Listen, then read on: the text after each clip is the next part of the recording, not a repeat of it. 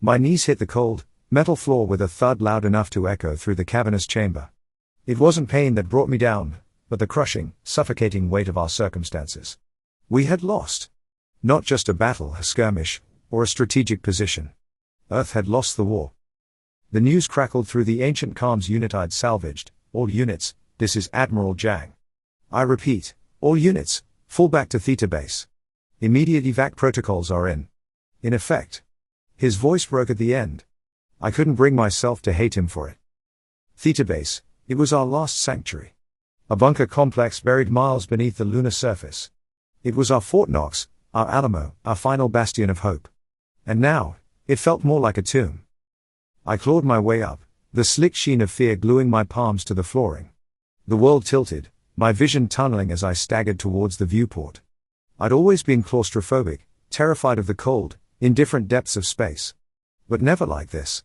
Never had that black expanse felt so hungry, so eager to swallow us whole. And yet, there was Earth. Our Earth. A vibrant swirl of blue and green, hanging so vulnerable, seemingly so oblivious to its plight. Even marred with the scars of war, it was beautiful. It was home. And it was crumbling under the merciless push of the Xylari hordes. We didn't stand a chance. We threw everything at them, our best fighters, brilliant scientists, every last ounce of our resources. Nothing stopped them. These insectoid abominations, born from a blighted world on the galactic rim, descended on us decades ago. Their numbers were inexhaustible, their hunger insatiable. System after system fell, and despite our valiant defiance, Earth's number was up. A bitter, hysterical laugh bubbled up in my throat. They didn't even know what they were destroying. The music, the art, the laughter. What a waste it all seemed now. My name is Captain Alexei Markov. Well, was captain. There were no grand fleets to command anymore, no crews to inspire. I was a relic, the echo of a dying age. I was also a stubborn son of a gun. Maybe an idiot. Either way, I wasn't boarding that evacuation shuttle. Markov. A voice blared over my comms. Lieutenant Carter. My knuckles tightened. He'd been my XO, a kid barely out of the academy when this mess started, now hardened into a survivor. A part of me wanted to tell him where to shove his orders. Yet, the defiance in me was a dying ember, not a raging fire. Even with my bravado, I knew my chances of doing any real damage were about as good as that of a snowball in hell. But Carter wasn't yelling at me to fall back, he was. Was he pleading? Sir, we found it. Hangar 22, just like you said. Gods, sir, you were right. Found what? Then it hit me. That old rumor, the story passed between pilots in hushed whispers, a tale dismissed as wartime lunacy. A tale I'd clung to like a drowning man grasping at driftwood. Carter, don't tell me. My voice felt thick as ash. They're real. 4 of them, sir. The Archimedes-class battleships. Still in stasis, untouched for nearly a century. And suddenly, just like that, a flicker of my old self reignited. It may have been foolish, insane even, but God's help me, it was hope. The Archimedes Project. A relic from humanity's golden age before the great galactic expansion. Back when we were young, idealistic, reaching for the stars with naive abandon. We built these behemoths, poured a staggering amount of resources into them, convinced they were the future of defense. Then interstellar politics grew messy, budgets tightened, and the project was mothballed. The prototypes vanished, tucked away and mostly forgotten. Location, Carter. He rattled off the coordinates, and suddenly I was running. Not the retreat of a beaten man, but a race bursting with a frenzied mix of fear and exhilaration. Lunar base corridors turned into a blur, the echoing clang of my boots was the only sound in the world. I nearly crashed headfirst into Lieutenant Park, my head of engineering. Her eyes were wide, face a sheen of bewildered excitement. They're pristine, Captain. Like they just rolled off the assembly line yesterday. Her enthusiasm was contagious. Decades of dust, the smell of stale, recycled air, it didn't matter. Theta Base was no longer a graveyard.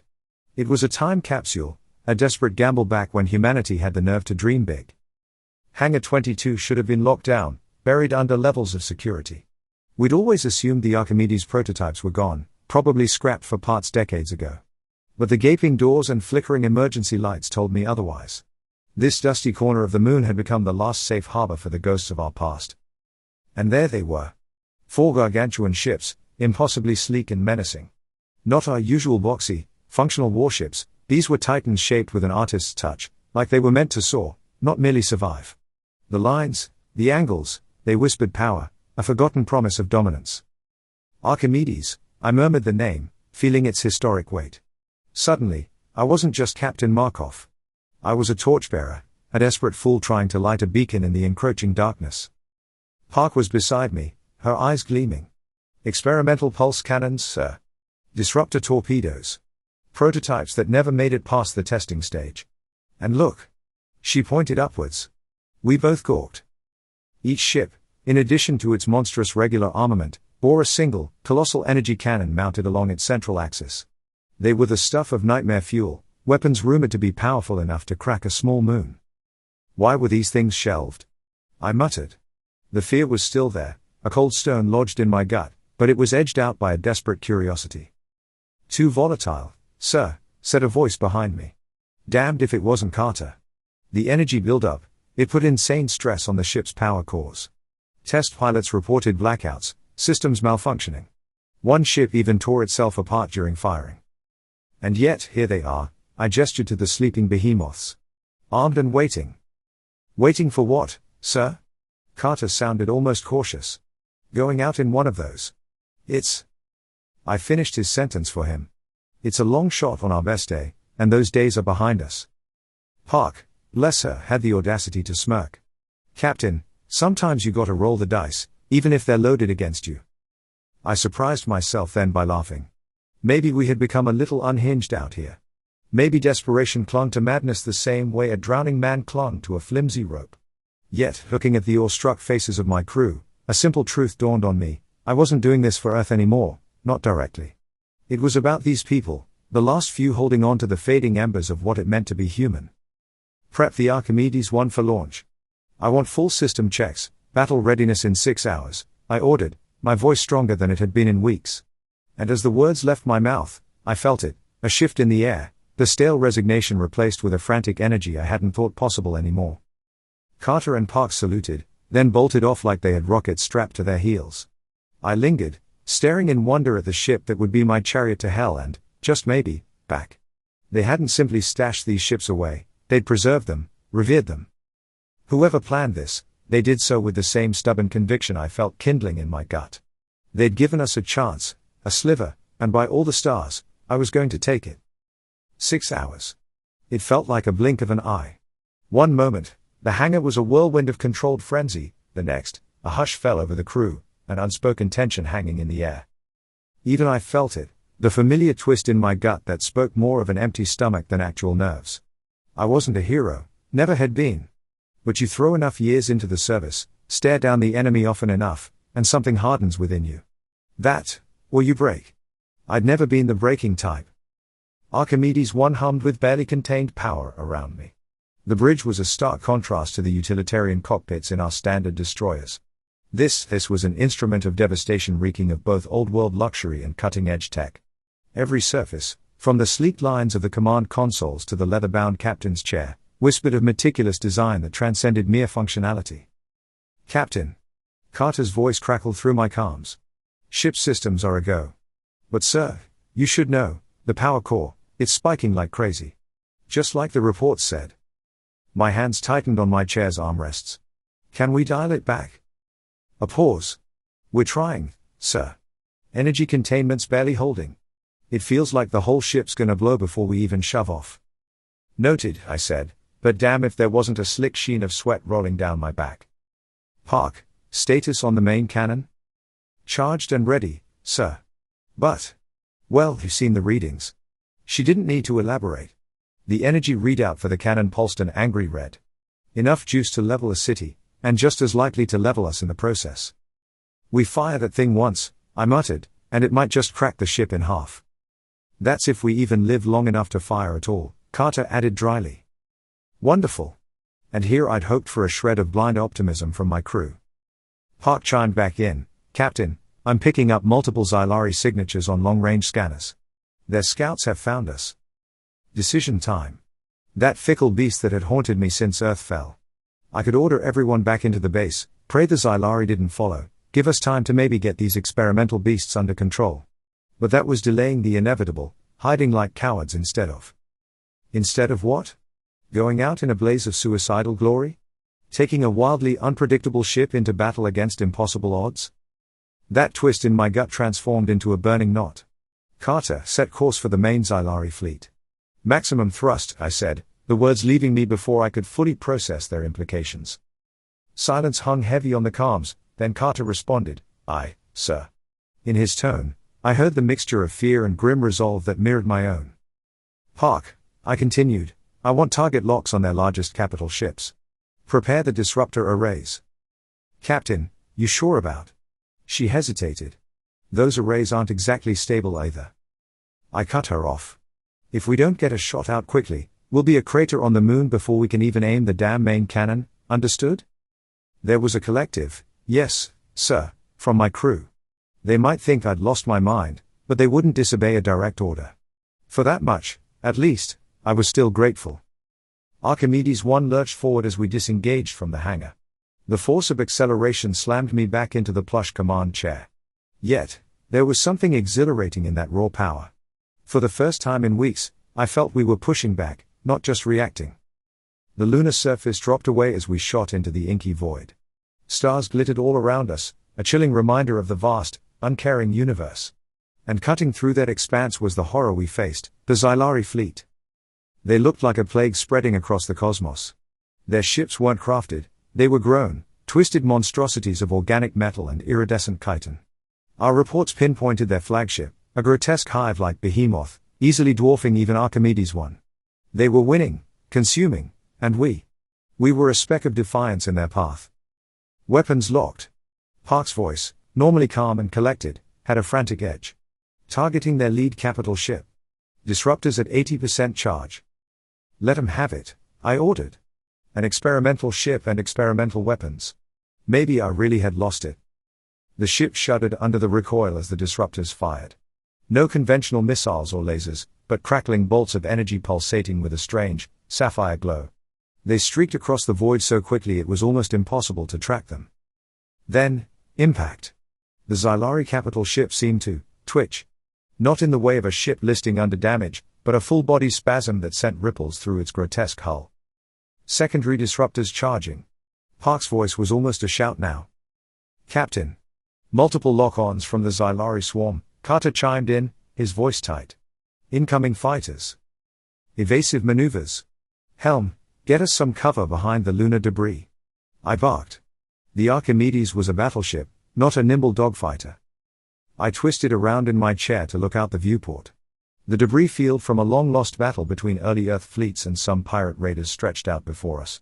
Normally, those hunks of mangled metal weren't cover enough to hide a cat, but... "Park, hit the cloaking device," I yelled, the order forming in my mind in an adrenaline-fueled flash. "The what? See?" Park started, and then I saw the understanding dawn on her face. It was a long shot, a gamble based on forgotten intel. Had anyone ever tried to rig a cloaking device on something this size? "Experimental systems, Park. Give me anything you've got." Archimedes 1 surged, then bucked as the cloaking field flickered to life. It was an imperfect shroud, distorting our image, making us a half-formed ghost in the void rather than completely invisible. But with the Xylari fighters closing in, it might be enough. I braced myself. Those fighters would swarm past us in moments, then realize something was amiss and scramble back to investigate. The precious seconds that bought us might be the difference between a quick demise and a fighting chance. "Carter, keep us tucked in this debris." "Park, tell me we haven't completely fried ourselves with that cloak." "Energy levels are critical, sir. Another few minutes of that, and we might go dark completely," she warned. My gaze flickered to the main cannon readout. "Almost there, damn it," I whispered to myself. And then, like a swarm of infuriated wasps, the Xylari fighters buzzed past. Some seemed to linger momentarily, as though sensing our shimmery distortion, but then they kept going. "They're blind." Carter whooped in relief. But the moment was fleeting. The fighters couldn't be fooled for long, and the main Xylari capital ships. Their weapons were trained in our general direction after that disruptor blast. "Park, cannon status." I called out. 90% and climbing. "Sir, if that thing misfires." Finish prepping the shuttle bay, I ordered crisply. If she blows, everyone out. A grim silence answered me. They knew the odds were stacked like crazy, but there was a steely resolve in that silence that I couldn't help but admire. Carter, give me a clear shot. I gripped the armrest tight enough to turn my knuckles white. Just a few more seconds. His voice was strained as he skillfully maneuvered our behemoth between tumbling chunks of twisted metal. And then, like an ill omen, the Xylari fleet opened fire. Blinding beams of energy scythed through space around us as they zeroed in. We were too big, too sluggish to evade forever. Cannons charged, Park yelled, just as the first blast clipped the Archimedes one. The ship shrieked in protest, lights flickering as our shields buckled. Helm hard turn. Park, fire. I squeezed my eyes shut, not out of cowardice but to brace for the impact I felt was inevitable. Even if the cannon's blast didn't tear the ship apart, it would draw every Xylari ship right to us. Still, the sliver of possibility to strike a blow, a hard blow, it was worth the risk. A jarring surge ran through the ship as the cannon roared to life. The recoil shoved me back against my seat like an invisible fist, the vibrations shaking me to the core. When I dared to open my eyes, my jaw went slack. The main Xylari flagship, once an obscene testament to its nightmarish dominance, was now a mangled wreck of twisted metal and pulsating bioluminescence. The gargantuan cannon blast hadn't just punched a hole through it, it had ripped the entire front half of the ship clean off. Direct hit, Park shouted over the roaring alarms, her voice a mix of shock and elation. We got it. We crippled their mothership. Even as those words echoed, the tide of battle shifted faster than I could comprehend.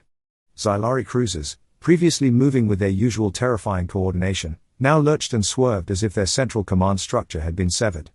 Chaos reigned where once there was cold, calculated menace. Captain. More bogies incoming.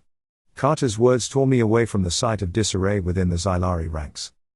The cloak had sputtered and died, our position brutally exposed to every Xylari ship with eyes to see. We were a beacon, now, a beacon of defiance amidst the wreckage of their flagship. And beacons attract unwanted attention. Evasive maneuvers. Helm, get us out of here, now. Carter piloted us through a hellstorm of Xylari fire, his reflexes honed by 100 desperate battles. Blasts seared against our weakening shields, sending tremors through the ship and throwing up blinding sparks from the bridge consoles. We were too big a target, too tempting.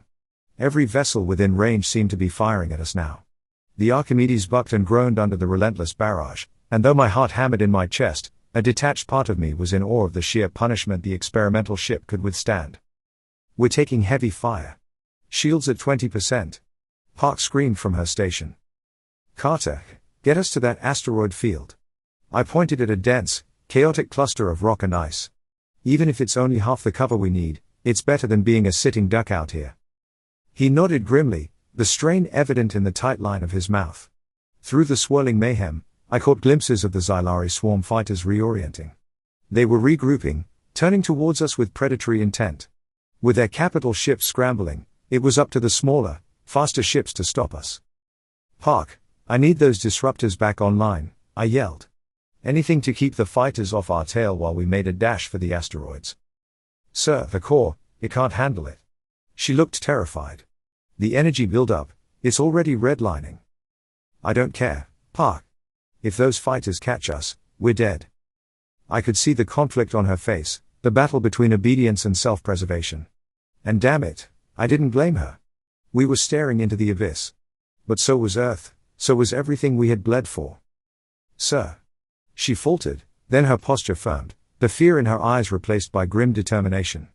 Rerouting power, disruptor systems coming online. Carter wrenched the ship into a dive, angling us towards the asteroid field. It loomed in the distance, a jagged labyrinth offering potential sanctuary. But the Xylari fighters were closing. The disruptors screamed into action, sending those eerie bolts of energy crackling across the expanse. 2 of the Xylari fighters exploded in showers of organic debris, but more swarmed like vengeful insects, getting into range of their own retaliatory fire. Blasts tore into our hull, and the Archimedes screamed again, this time a wounded beast fighting for its life. Alarms blared, lights flickered, and my guts twisted as I felt the ship start to lose structural integrity. Carter's voice rasped through the comm, they're burning through us, Captain. Can't hold this course. And amidst the chaos, a single, cold realization cut through me. We weren't going to make it. We were going to die out here, a fiery footnote in a war we'd already lost. It was a bitter, pathetic way to go, and the image of Earth, its swirling vibrant beauty, flashed before my eyes, making the failure all the more acute. Then, a flicker on the long-range scanners. A cluster of blips amidst the confusion of ships. It couldn't be reinforcements. Earth had none left to give. What the hell? Park's voice was thick with disbelief. Those aren't Xylari signatures, they're ours. I squinted at the display. 4 blips, moving fast from the lunar base in a tight formation.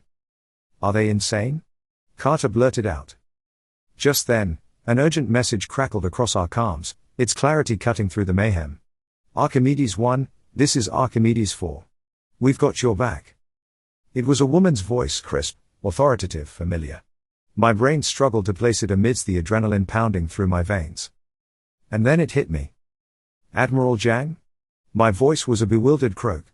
You're alive. Her reply was laced with steel. Not the time for sentimentality, Captain. Hold position, we're covering you. The 4 blips turned into sleek arrowheads on the display, the other 3 Archimedes battleships, breaking from lunar cover to join the fray. It was madness. It was suicide. And it was the most magnificent act of insanity I had ever witnessed. Hope and desperation fought epic battles within me. Had Admiral Zhang lost her mind?